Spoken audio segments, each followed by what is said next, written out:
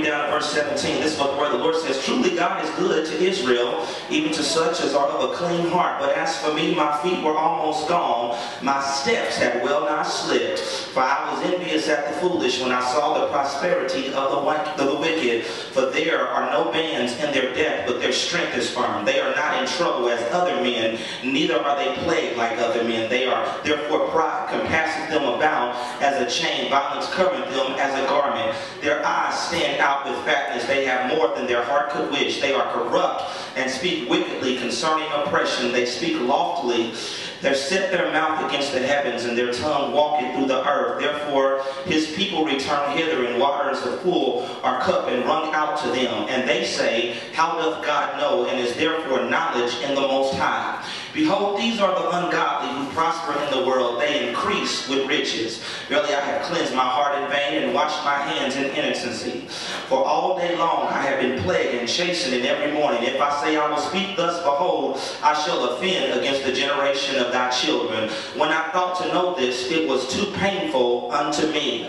Until I went into the sanctuary of God, then I understood therein. Let me redirect your attention back to verse 2. But as for me, my feet were almost gone. My steps had well nigh slipped. Mount Vernon Missionary Baptist Church, the young preacher, the young 33-year-old pastor from the west side of town wants to preach to you from this subject. Don't slip at what you see. You may.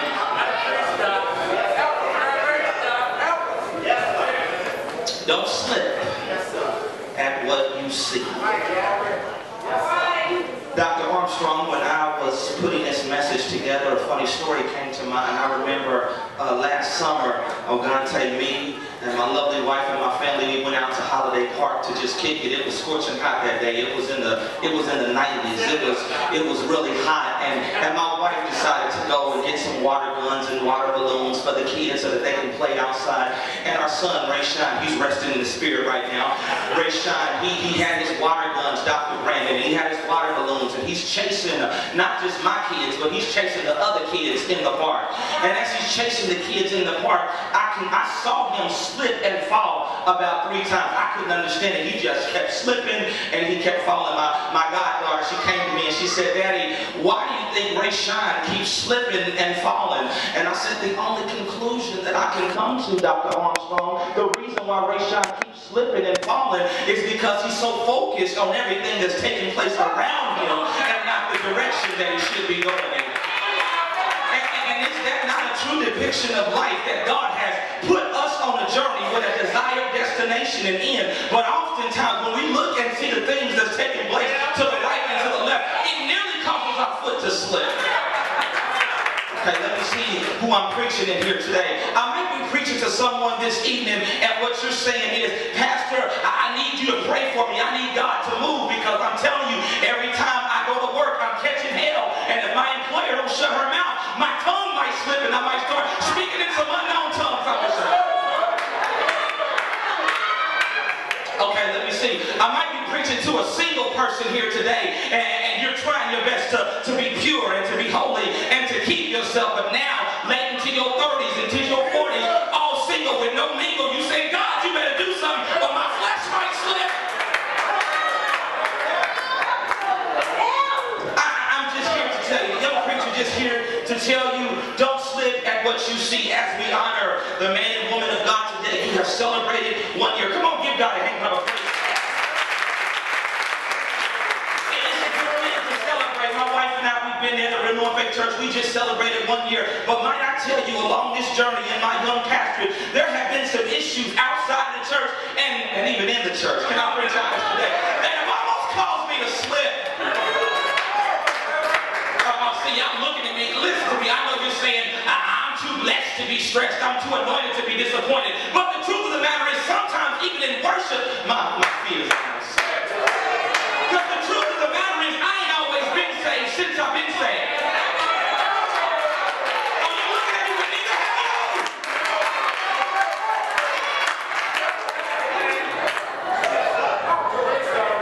3 points. I want to give you just 3 points on how to maintain your focus so that you don't slip. And I'll take my seat. Well, it's right here, Dr. Armstrong, in the Word of the Lord. In the Word of the Lord, we are introduced to a man. His name is Asaph. Asaph he is the chief musician under David. David is the giant killer. David was the king. But what few people fail to acknowledge is that David was an anointed musician, Lady Joy. He wrote beautiful songs. So he was responsible for making sure that worship was flowing in the house of God. He had a young understudy. He had a young prodigy by the name of Asaph. And Asaph was his chief musician. Watch this, Dr. Brandon. Asaph was the one responsible for ensuring that the worship in the house of God was going forth to the degree that it invoked the very presence of God. But as I began, I wanted to study Asaph. What I come to find out about Asaph, brother minister, is that Asaph was a worshiper, but he was dealing with some internal worry. He was an anointed composer, but he was battling with some internal conflict. Battling to the degree that when he came into the house of worship, he could not really compose music. He could not really lift his hands because some things were taking place around him. See, I might be preaching to that person this evening, and the truth be told, you know you're at a good place where this preacher is dissecting his word, exegeting his word, and preaching in a way that you can understand. But if the truth be told, sometimes it's hard for you to lift your hands in worship when you think about the worry that's taking place outside. I mean, I want to praise the Lord, and I want to worship, but I'm distracted because it seems like I consistently have more month than I do money. Worship, I want to lift my hands, I want to get involved in the service, but God, these people, these crazy kids are driving me up the wall. Can I preach to honest? And I'm asking you to help me because I don't want to slip. But what would cause a person to slip? 3 points and I'm done. Here's my first point. You start to slip when you become envious of who you see.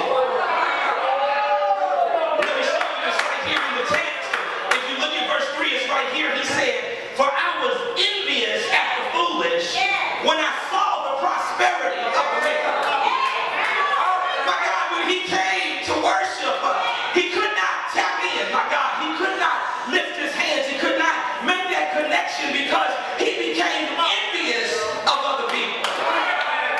See, oftentimes in churches, we major on the minors and we minor on the majors. And we think about sin, we always want to talk about sex and drugs. And we always want to talk about smoking, getting high. But what about envy? Oh, I don't want you to downplay how big envy is, because envy can create some hatred in you. It's when you desire what somebody else's has to the degree that you begin to change how you look at it. The complexion of the church of God has changed because we have become so envious of what they are doing out there, so now we're emulating them and they're not emulating us. And that's the problem. That's the problem. Oh my God. My young ladies who are here supposed to be giving God praise and giving God worship, when they see Nicki Minaj and they see all these other people, they become envious and they bring that mess in here. Can I preach it? Musicians, God, when they think about the success that these secular musicians are having, they start bringing the rips and the hooks and try to infuse it with our gospel music. You can't infuse the two. Stop being envious.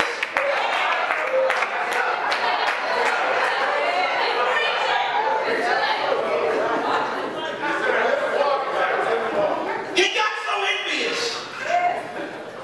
that it took him off his assignment. We get envious of each other's husbands. Y'all not talking to me. We get envious because we desire each other's wives. That now that when we get into the house of the Lord, we can't say praise the Lord. It's just how you live and keep on walking.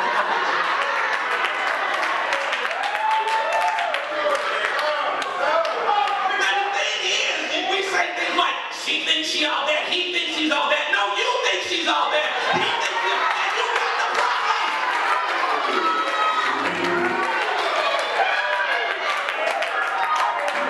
Listen to me. Listen to me. That word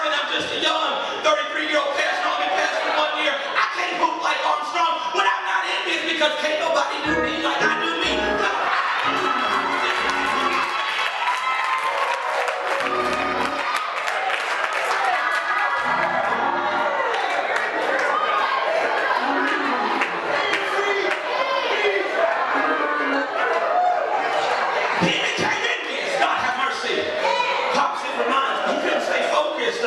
It reminds me, God, here I am back at Ray Shine. It reminds me of Ray Shine. I remember Ray Shine was turning 5. We had his birthday party at this place called Incredible Pizza. It was in the Lafayette Scare Mall. Come on, somebody. Don't go back, Keisha. Don't go back. They shooting up in there. Come on, somebody. Y'all saw it on the news.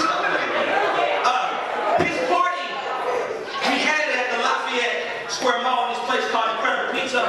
And the way it was set up, it had this little room, the party room. And that's where we had the cake and we had the gifts. But it had windows. And outside of the windows, you could see all of the attractions that were taking place at Incredible Pizza. They had go-karts, they had mini golf, they had duck rolling, they had laser tag. So here we are. I'm giving Ray Shine his gifts, and while I'm giving him his gifts, he's looking out the window. And I pick up this card and I read the card, and inside the card, Lady Joy, it was a $20 bill. I took the $20 bill and I said, "Happy birthday. You got a $20 bill." Ray Shine took the $20. He balled it up and he threw it on the ground. He threw it on the ground. And I picked it up off the ground. Put it back in my pocket. And Ray Shine said, "I don't want this money." I said, "Why don't you want it, Ray Shine?" He said, "Daddy, I don't want this $20. I need a quarter."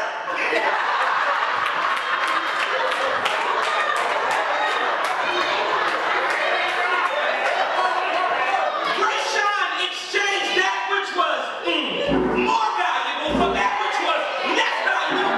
He was like some games. I'm here to tell you, brothers and sisters, now's not the time to play games. You gotta stay focused on your assignment.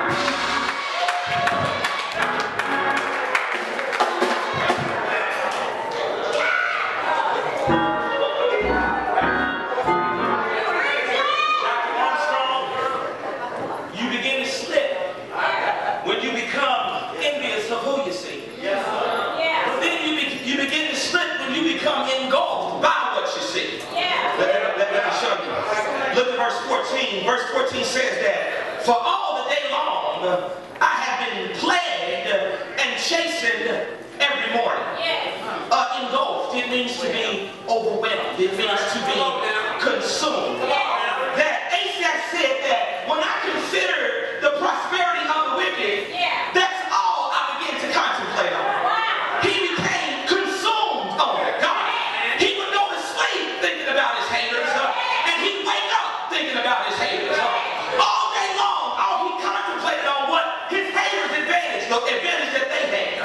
And that's the problem, my brothers and sisters. That's the reason why many of us can't gain forward progress, because we're so busy thinking about things we should have forgotten about.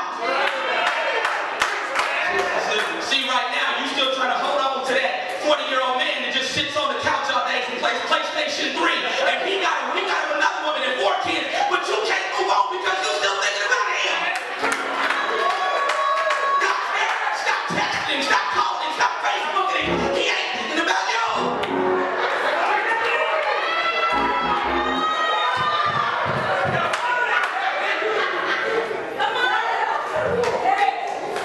You say that you've forgiven the person, but you know how we Christians do. I mean, I forgave him, but I ain't forgotten none of it.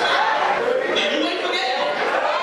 And you want to know how you know you haven't forgiven him? Because when you see him, your chest begins to tighten up. Like, the very sight of him, my God. And how many people do we have that have held 20, 30, 40 year long grudges? God said, get rid of that stuff.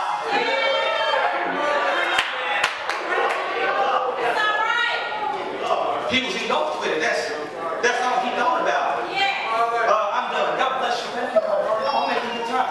If I didn't do good this time, I promise if you have me back, I will do better.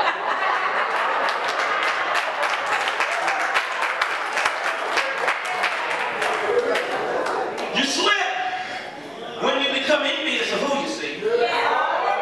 You slip when you become engulfed by what you see. But you stay centered when you enter into God's presence.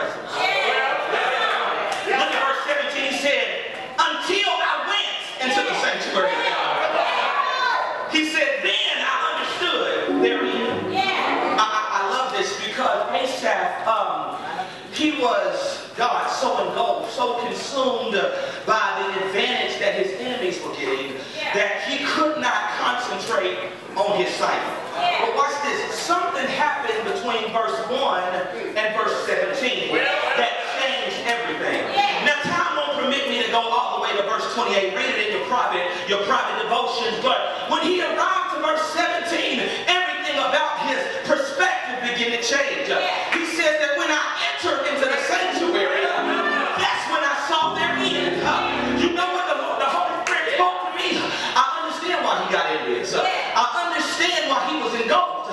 Because his job was to be in the sanctuary leading the worship. But he didn't get there until verse 17. The reason why he got so befuddled in his mind with everything that was going on, because he was out of position.